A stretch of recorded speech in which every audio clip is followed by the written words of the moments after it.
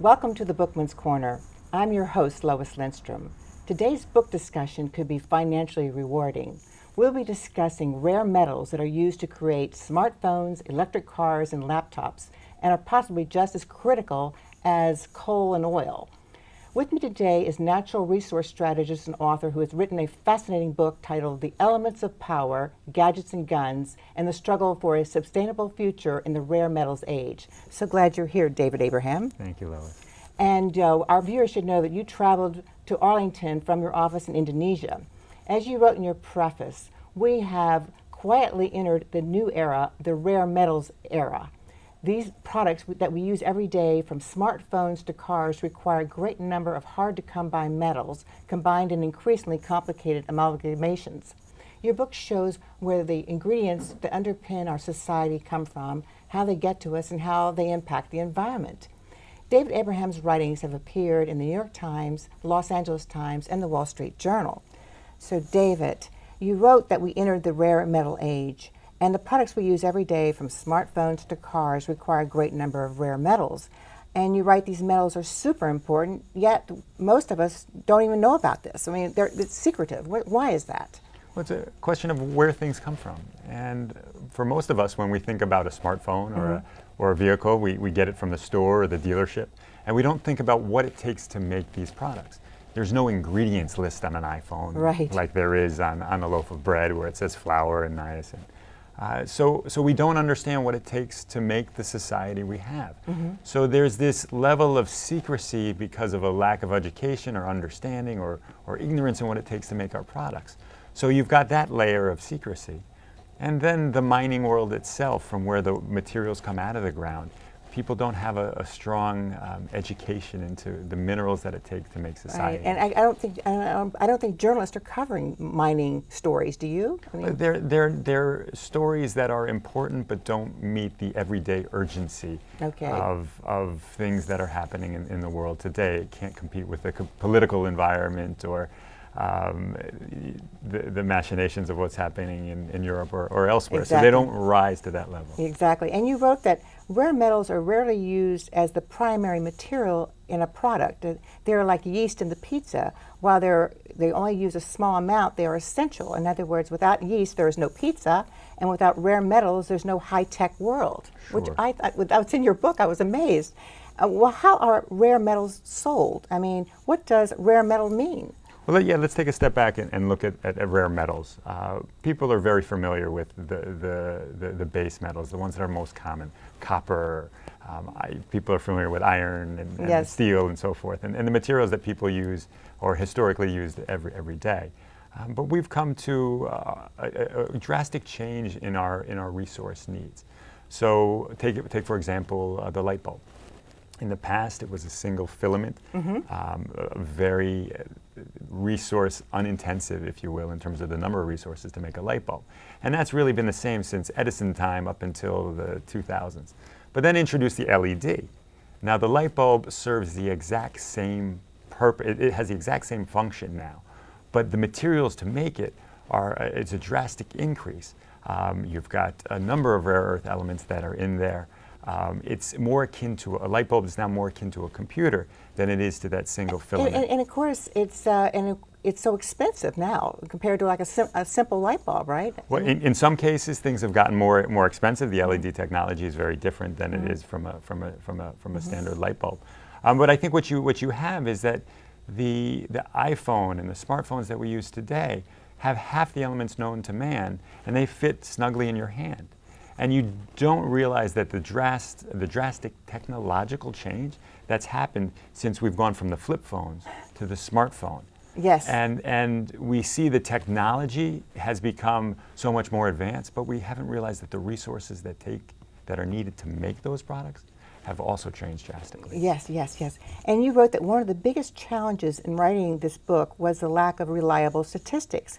I mean, are governments lying about their rare earth exports? I mean, how do you know what is factual? Well, I think what we're talking about are very small markets. Okay. They're niche markets. So when we talk about copper, we're talking a market that's in the millions of tons annually. And when we're discussing neodymium, we're talking about the thousands of tons annually. So the scale of these smaller markets are much smaller. So there's less of a focus on them. Now, rare metals, one, are produced in less amounts. They're often a byproduct. So what that means is that when we're mining copper, there are a lot of other minerals that are in the earth that comes out, and historically they've been impurities. So we've been filtering out these tellurium and selenium, things we never thought about, but they were impurities because they ruined the copper. Now we're finding they have great use in and of themselves. So what we have there is materials that can only be produced when you're producing copper. I see. So, for example, if selenium demand or tellurium demand would increase, there's not necessarily a greater amount that would be produced because it's really dependent on copper. Again, millions of tons as opposed to hundreds or thousands of tons. That's fascinating. That's fascinating. Well, you wrote that in times past, the right metal made a weapon stronger, and today the right metal market makes a weapon smarter. A few decades ago, a system like the Iron Dome in Israel was the stuff of science fiction. Sure. And this Iron Dome system makes an abundant use of rare metals. How so? Well, the Iron Dome system is the system that shoots down missiles that are over Israel. Yes. And so what you have is a system that's highly computerized, obviously. Yes. And it's using missiles that are lightweight and stealthy. And what you have is a combination of all of the things that are that rare metals make possible. Now, the reason why we're using rare metals now more in society and in defense is because they make the products we need lighter, faster, stronger, and more powerful. I see. And so what you have in the Iron Dome system is you need metals that fit into a missile, that have to be very lightweight. You've got calculations that happen on computers that are extremely fast. Yes. What you've got is the Iron Dome system, which is infinitely more powerful than the smartphone. Than the smartphone themselves. That exactly. So you've got a wide variety of rare metals, and so everything from the metal that terbium that helps the screen produce a color green, to neodymium that are in the magnets that help drive the fin actuator to the actual location of the missile it's trying to shoot down. So they're throughout the system themselves. That's fascinating. And you wrote that just as the Cold War split the world along ideological lines, this new struggle will create divisions between those who have access to rare metal resources and those that don't. I mean, billion-dollar companies are often beholden to just one country or one particular mine for a vital metal. Can you give us a couple of examples of that?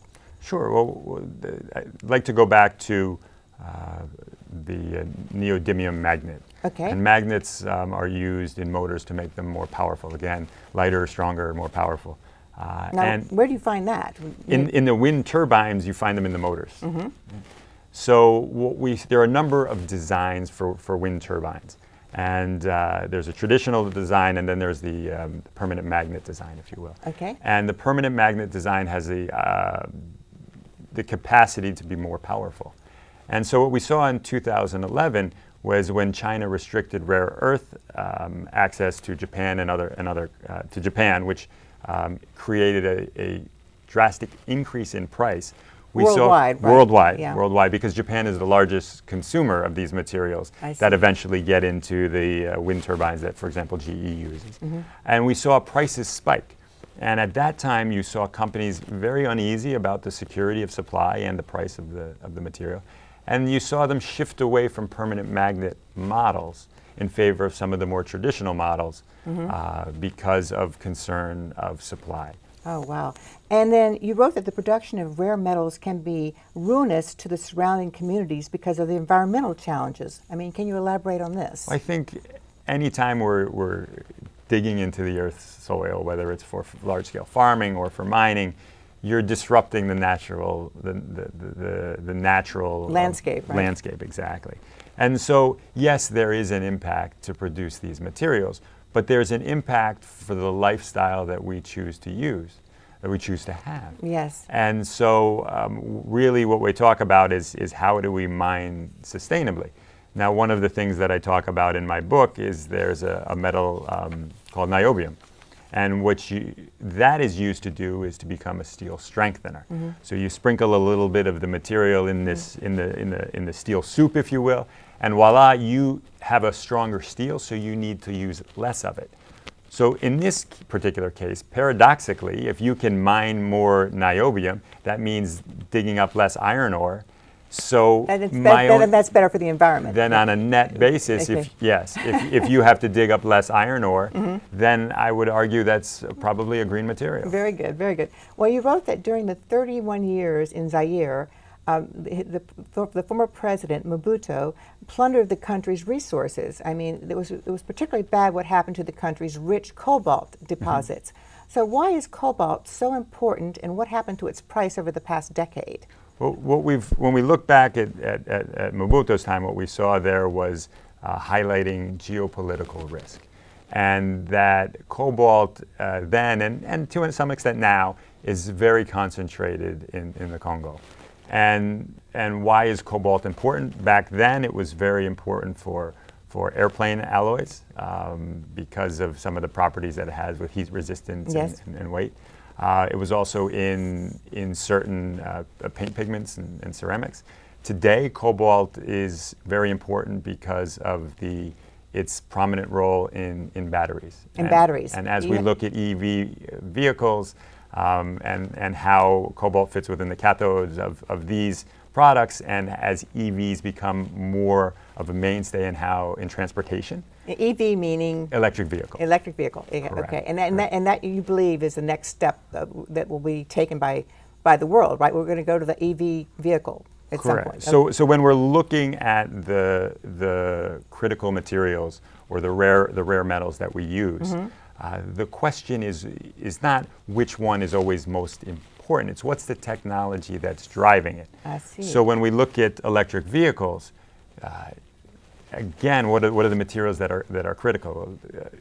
Copper, but although that's not a rare metal, that's something that's critical. But cobalt is lithium, yes. Yeah, lithium. Well, I read in your book about the fact that President Franklin Roosevelt during World War II stepped up a moral embargo by encouraging United States manufacturers to restrict exports of airplane components and a number of rare metals, including molybdenum, tungsten, and vanadium, to Japan. You wrote that the United States spent $2 billion to buy minor metals, and it was a big deal, but since the 1980s, the concern about these metals has declined. I mean, what is the status of these metals now, and where are the mines for these metals? Sure. So what's very fascinating is back in the 40s and 50s, as a government, we were concerned about where the materials were coming from, especially for the war effort. Yes. So in the 40s, those particular metals, the concern was steel and steel strengthening. And how do we prevent, in that case, Japan, from having these resources to power in their military? And in the 1950s, we had offices in the Department of State and the Department of Defense really looking at these materials. Where are they coming from? How are they getting to the market? And we had a commission, almost like a 9/11 commission. Really? So there was a large focus. But then it was mostly focusing on the Soviet Union and how do we ensure resources. And as the Soviet Union started to become less powerful and then disintegrate, we thought the free market had won and materials would be produced and go to wherever they were needed. So things that we did, like stockpiling materials in the government. We stopped doing it. Yeah, Exactly. yeah. So you wrote that people in Indonesia will be no different from the billions of others in the developing world, from South America to China, who are headed toward the same resource-intense existence. I mean, the global demand for rare metals will be intense. I mean, what are the three most essential rare earth metals today? I think you've highlighted a couple of important issues in that question. One is the increasing demand of resources for our lifestyles. So when back 20 or 30 years ago, people didn't have as much wealth in the developing world. Yes. So they didn't have as much demand for, if you will say, stuff.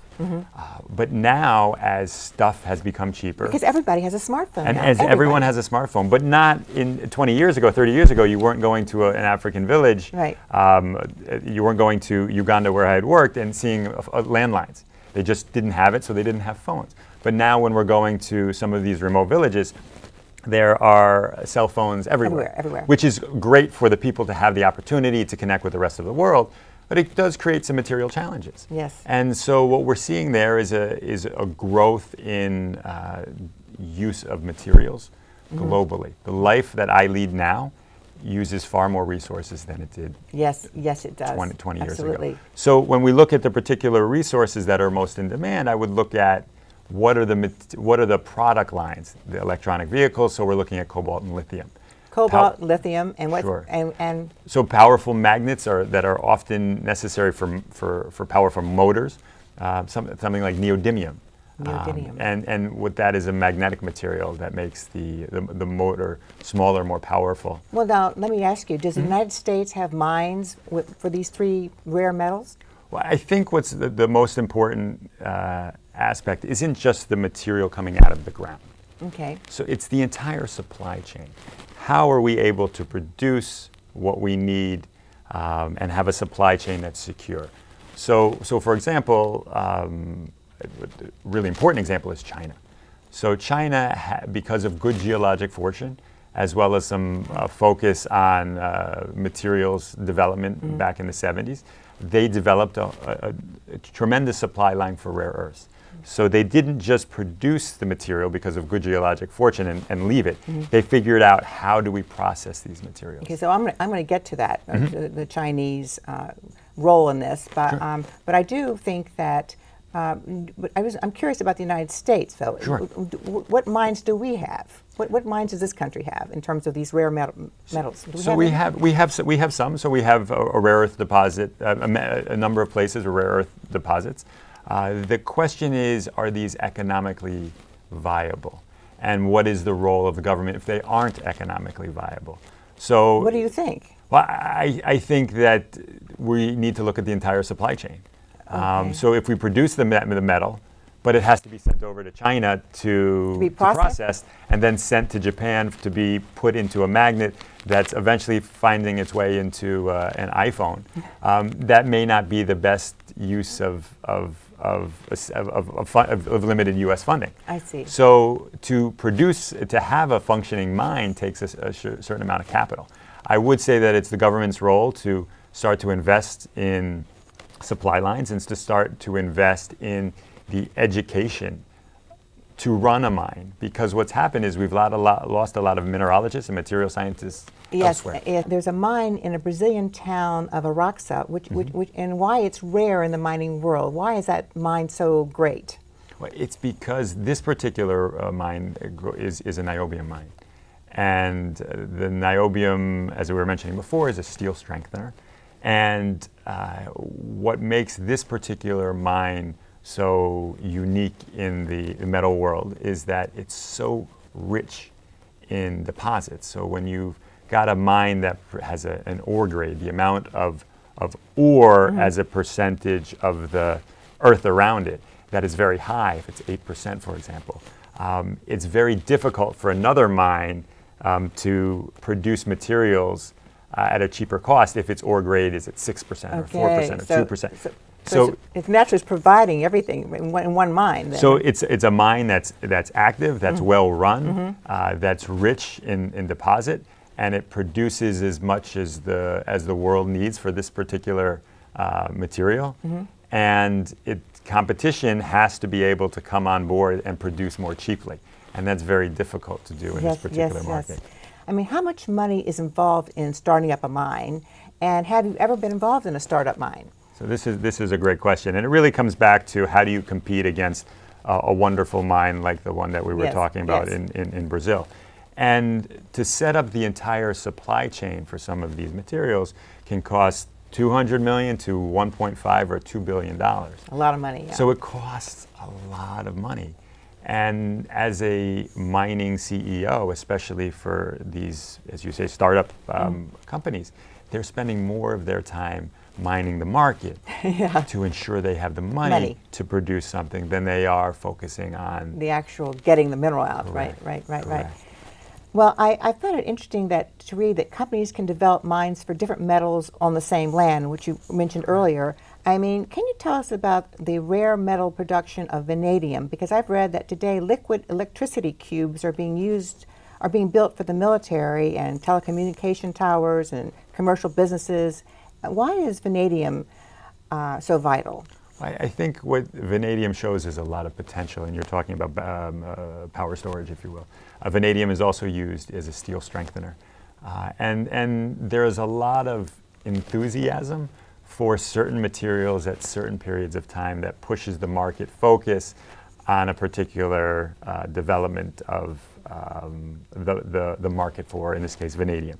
Do we have a mine? Do we have a vanadium mine, you think? So there are vanadium resources dispersed throughout the world. The question is the particular deposit of high enough quality? And when I think of I used to think of it between Canada and the U.S. Okay. And in this case, there is vanadium out there, that it's in the North American market, and there is great potential for these power packs, if you will.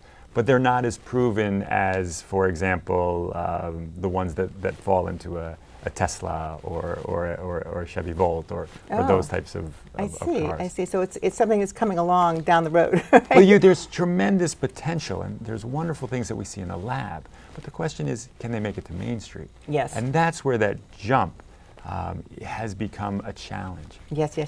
Now, why do most big-moneyed Wall Street firms shy away from investing in rare metals? It takes such a long time to develop it, right? They're small markets. They're just a small market. And they're volatile. They're small, volatile markets. And so, what a lot of the educated money, if you will, tries to reduce risk. Right. Of course, the reward is less, but there's tremendous volatility, because what happens is if you're producing a mine and the technology, and it's based on a certain technology, and the technology changes, a lot of these materials don't have a lot of markets that they go into. So while they're critical, and as a whole, these materials are vital to a green society we'd like to lead, there's hesitance to invest in a market where it's uncertain about the future. So in cobalt and lithium 15 years ago, people were hesitant. Now money is pouring into those particular sectors. Great. Now let's discuss the small town in Estonia, which you wrote has a stunning view overlooking the Gulf of Finland. And you said this town was built by Joseph Stalin of Russia, and after he built it, he erased it from the map.